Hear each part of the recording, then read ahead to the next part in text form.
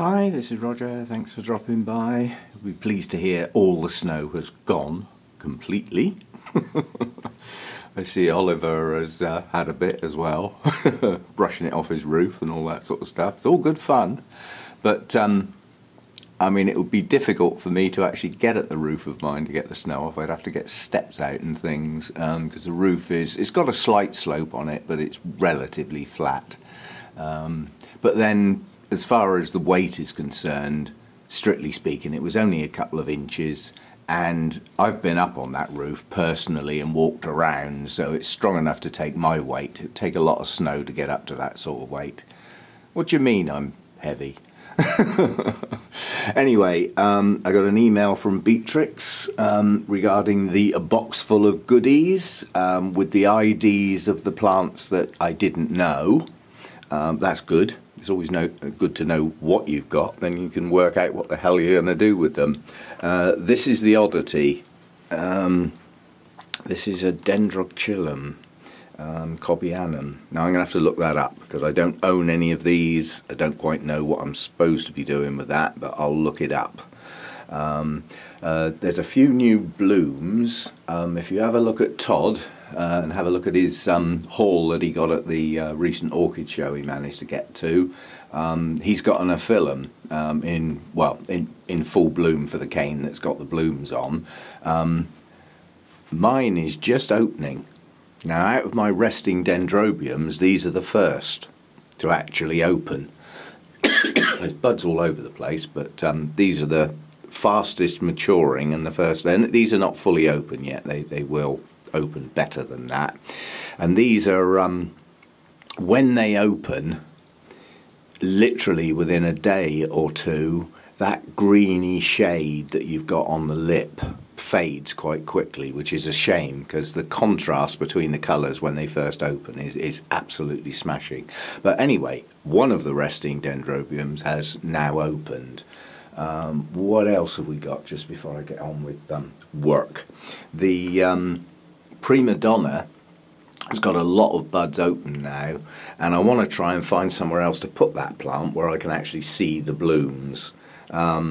It's the blooms that are open are on the 2-year-old canes. The 1-year-old cane buds are still forming, so it's going to be in bloom for a very long time, but most of the blooms have got their back to us at the moment because they're facing the direct light in through that window, which is what I wanted. I wanted the direction of all the blooms to head off in the same direction, because I do plan on putting that in a show, or on a show bench anyway, at some point, providing we get one that we're not snowed out of. The Wessex Orchid Show was cancelled, as I've said. There is a rumour they might try and rearrange it, but it is quite difficult. If they're going to try and rearrange it for this month, they have no meeting. So they've got to try and contact everybody to tell them that it's been rearranged. Now, they've got a Facebook page, they've got a website, and they've obviously got email access to everybody that's got an email. But as I've said, there are some draconians in orchid societies that think the internet is something to do with fishing and just would not know that the show's been rearranged unless they were personally phoned up or something like that. But give them a chance. Hopefully they can rearrange that. It'd be a shame to miss, you know, the 2 orchid societies I belong to only have 2 shows a year. And for one of them to be sort of lost due to bad weather is a very, very unusual thing to happen. But they hold their show in a school, and the school had closed down basically due to the bad weather, and the show was at a weekend. So all the events and everything, including the school's main function, were just shut down because of the bad weather. And probably that school isn't going to open up again until tomorrow, Monday morning. You know, as I say, the weather's cleared now. It's not a problem in the south anyway. It's still a problem up north and in Wales, and probably in Ireland as well, because they had it bad. I think Rachel was under a lot of the white stuff. But anyway, the other one that I wanted to show you is the little Orangus is just opening as well. So that we'll have a good look at that once those blooms fully open. Now, those spikes haven't developed as well as they did last year. They're quite squashed up in the plant, whereas last year they extended a bit further, so the blooms were a bit away from the plant. But quite honestly, the blooms in amongst the leaves doesn't look too bad. Different, but still looks okay. Today's chores are just going around watering the mounts, so I haven't got a huge amount to do out here. Then it'll be holy clay pots tomorrow because their frequency's coming round a bit more. There's quite a few cattleya buds to have a look at, so sometime during the week I'll probably do a holy clay pots update because they make a nice little set. And I want to give the new plants from Beatrix a week or so, because it is possible that there's still some cold damage that's yet to show itself. Sometimes the cell damage can take a while to show. So give them a week or so, by which time they'll have started to blink their eyes and think, where the hell am I? Because this isn't where I live. Well, it is now for a while, and we'll see how they're getting on. But in amongst that lot of new plants, there are quite a lot that I need to deal with quite quickly. Some had fallen out of their pots and just got plonked back in, not exactly potted up properly, so I need to deal with some. And there's a fair few of them that I want to mount, and that's just a matter of some of them will be an emergency mount because their roots, when they fall out of the pot, the roots are disturbed quite badly. Well, as they've been disturbed once, they just as well get mounted straight away. So there's a few I want to mount, and I'm going to have a go at mounting some of the cattleya seedlings, because some of them I'd like to keep. Now, I'm not normally into holding a plant for 3 or 4 years anticipating blooms somewhere down the line. I tend to buy blooming sized plants, but nonetheless there are some interesting ones there, and to keep them over that period of time without them getting in my way in a pot, they're better off mounted. So as I've said, I've got hanging space coming out of my ear holes, and the cattleyas like the light, they like the heat, so up near the roof there's plenty of hanging space.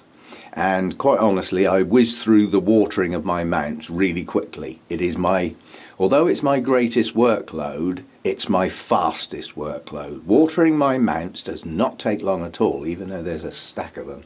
So I'll see what else I'm going to do today, but quite honestly, this is just a short video, just to give you a quick update that I've got IDs for the plants, and I'll say there's a few new blooms opening that later in the week will be fully open. We can have a better look at those. Oh, the other one I wanted to mention is this was when I got my holy clay pots from Rachel. This was a rather desiccated kiki of Spring Dreamer pollen from Rachel. Came in the box with the holy clay pots. Well, Rachel, it's bloomed. Despite being a kiki, it's actually bloomed. And it's true to colour, because I've seen quite a few Spring Dreamer pollens that are a bit short on the pink bits.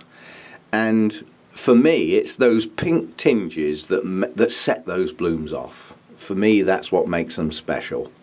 But yeah, there's quite a few blooms on that tucked in there. There's another bunch down there. So yeah, that was the new cane effectively. Can't remember whether it grew 1 or 2 new canes, probably 2 last year. Now they're nowhere near full size, but it's growing. It's got a root system. It's managed to push some blooms out, which I was very surprised about. So, there's another plant coming on well. I mean, that's the sort of size it can get to. That's also Spring Dreamer pollen. You have to watch some of these Nobly hybrids. They'll catch you out.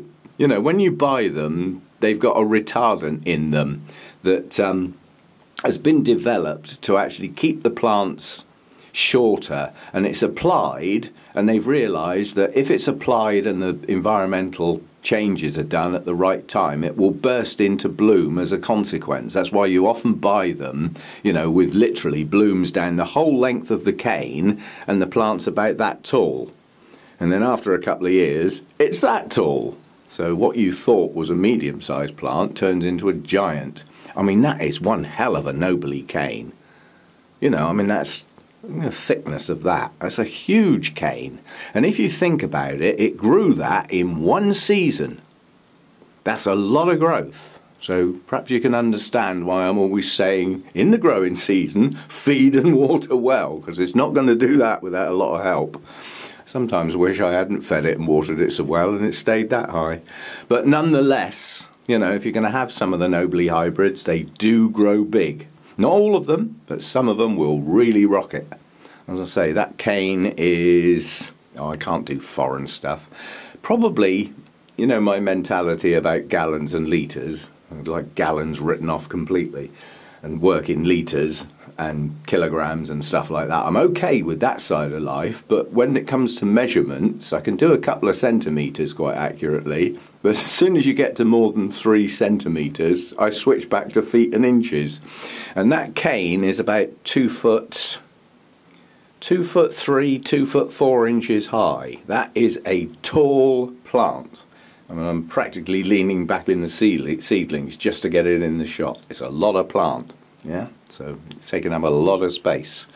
And the only way I can accommodate that sort of space is to try and strap those canes together centrally so that it's taller and thinner rather than wide. Obviously less shelf space if it's long and thin, whereas if it's wide, like those Strappingate Phalaenopsis type things, it takes up the shelf space of 2 or 3 plants. And shelf space I am short of. I'm even shorter now. But as a consequence of a load of new plants coming in, that was a bit of an emergency, so you know, I'm happy to have them and look after them and deal with them. But nonetheless, my rationalisation this year is going to have to be a bit more dramatic than I thought. And some recovering plants or rescue plants, I'm going to look at them really thoroughly, and the analysis will be based on how well are you recovering, are you nearly recovered, or are you struggling? And those that are struggling are probably just going to go out. And then I'll be looking at, do I really like the blooms on this plant? And if not, out you go. I've really got to rationalise. My main problem is tall plants. You can see what I've done. I mean, this is a pair of shelves, one in front of the other. And obviously when the wire mesh is on both layers, I've got a nice big platform. And again down here, a nice big platform.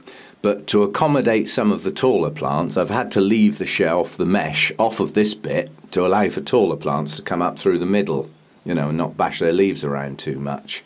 I mean, you can see that one up the back is touching the shelf above it. I've got to go careful or I start damaging leaves. So it's the taller stuff. Obviously top shelves for tall stuff, but then occasionally you get a tall plant that doesn't want that bright light and spoils my fun completely. But there's things like the Miltoniopsis there. They're taller than the single shelf height, so I've had to leave the mesh off of that one to allow for height.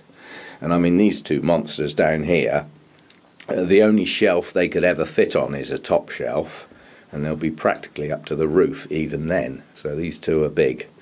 Still thinking about where they're going to go. But yeah, there's only so much space, and I don't think I can get any more shelves in here. But what I can do is get plenty more hanging space. There's something I've never shown you. I got it and then didn't use it, but the idea, I think originally came from Brad, where he was running out of space and he came up with a novel idea.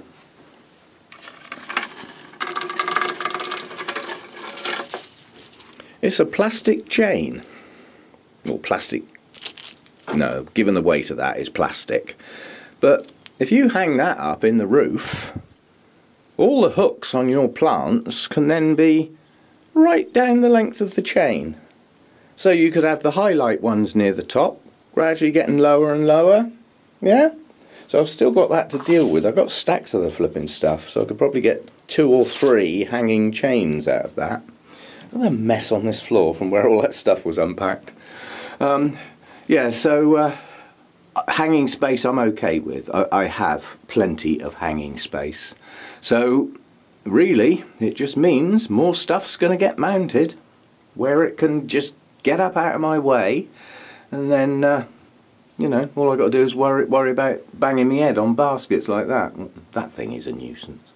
I catch my head on the corner of that basket so many times that I'm thinking of getting a crash hat. Harvey Annam's going to be open soon. We haven't seen that for quite a long time, but that bloom's just cracking. So a couple of days' time, we'll have frilly yellow again. Okay, I'm going to leave this one at that for today. I'll catch up with you in the week as things progress. I don't want a busy day out here today. I've got other things to do. And, the other thing I wanted to say is, where is it? Oh, up there. The yellow cattleya has decided it's definitely going to be orange. What happens, you know, is sometimes you get people move tags around in nurseries. It's difficult to say whether that one is now mislabeled, but the picture that went with the name of that plant was definitely yellow, and it's turned out to be orange.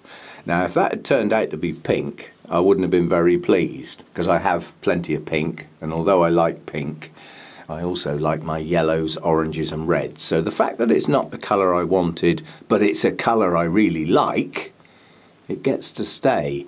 But I don't think that's going to fade to yellow. I think it's going to stay orange. So be it. Things like that happen, but it may mean that the name on that plant is now not right. What I can do is go back to that nursery and have a look through all of their cattleya hybrids and see if they've got one that matches that as opposed to the one that I thought I'd bought, because I've got a feeling that one's mistagged. But mistagged or not, it can still be just a cattleya hybrid, you know, if it ever goes out of the building.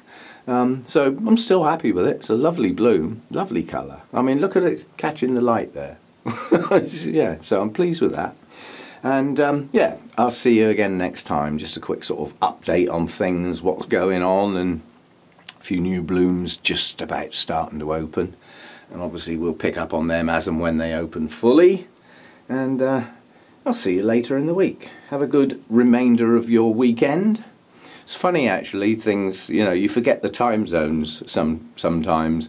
Todd's got some new videos up and there's comments floating around, and you send a comment to Todd. I mean, I haven't long been up. I don't know what the time is now. It's 9 o'clock in the morning here, and I'm chatting to Todd, who's in the States. Well, shouldn't he be in bed? Yeah, I forget the time zones sometimes, you know, dramatically different parts of the world, and you forget that, you know, you're chatting as you've just got up and somebody else is thinking about going to bed. Or I'm chatting in the evening and people have just got up and they're all bleary-eyed in the morning, sort of thing. Yeah, you forget these things. Anyway, I'll see you next time. Thanks for dropping by.